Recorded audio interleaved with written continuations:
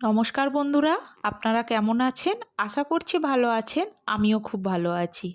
আপনারা নিশ্চয়ই বুঝতে পারছেন আমি কোথায়। আমি ভ্যাসালে আছি। এই যাত্রাপথটা আপনাদের কাছে হয়তো অচেনা না, কেননা আমি যেখানেই যাই না কেন নদীপথটা আমাকে পেরোতেই হয়। কিন্তু আজ আমি আমার বাপের বাড়িও যাচ্ছি না, আর দিদির বাড়িও যাচ্ছি না, যাচ্ছি কিন্তু একটা নতুন জায়গায়। আর আমার সঙ্গেও আপনারা চলুন, দেখাবো আমি কোথায় যাচ্ছি।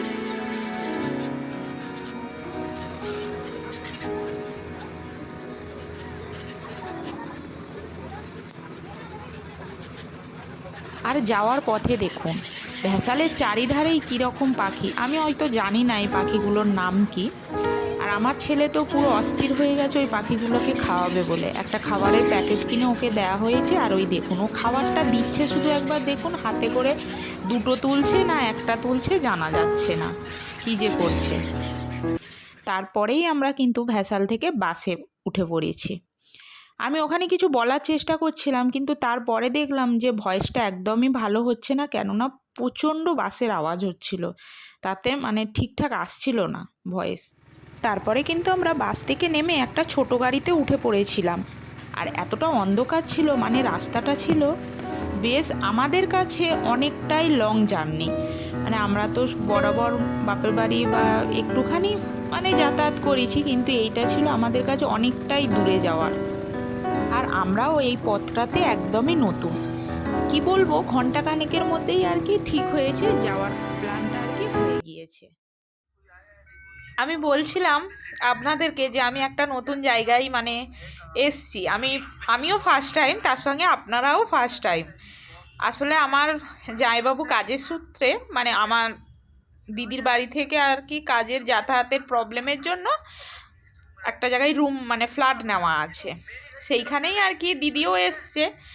আর আজকে অফ ডে ছিল বলে, মানে ছেলেরও স্কুল টুল ছুটি ছিল বলে সেই জন্য ডাকলো, আর আমরাও এসছি।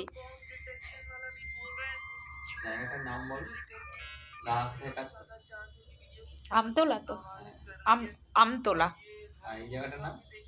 এই জায়গাটার নাম বাগরাহাট।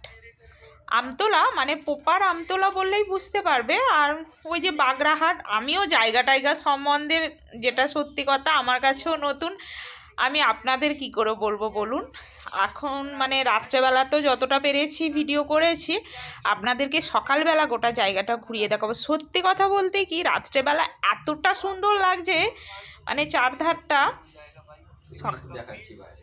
হ্যাঁ, চলুন বাইরেটা দেখাচ্ছি। আমি তো একটু ঘুরে এসেছি, মানে আমার আগে আপনাদের দাদা ঘুরে এসেছিল, তারপর আবার আমাকে নিয়ে গেছে। অতটাও আইডিয়া নেই, কেননা আমি তো বিয়ের আগে ধরো মা বাবার সঙ্গে বেরিয়েছি, মানে ঘুরেছি বা গিয়েছি যেখানে হোক।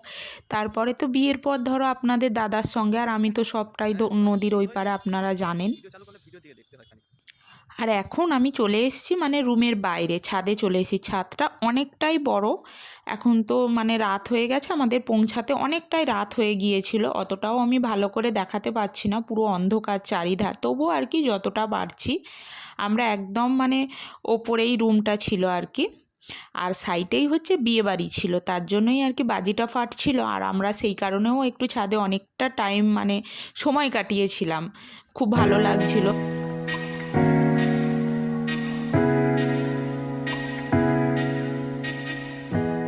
সকাল হয়ে গেছে, রাত্রিবেলার ভিডিওটা আমার কন্টিনিউ করা হয়নি। আমার ভয়েসের সঙ্গে আপনারা অনেক গাড়ি ঘোড়ার আওয়াজ শুনতে পাবেন। আমি এমনই জায়গায় আছি, আপনারা তো রাত্রিবেলা দেখেছেন পুরো চারধারটায় একদম রোড সাইডে। এখন সকালবেলা আমরা উঠেছি প্রায় 5:30 থেকে। কফি টফি খাওয়া হয়ে গেছে, মোটামুটি টুকটাক টিফিন খাওয়া চলছে।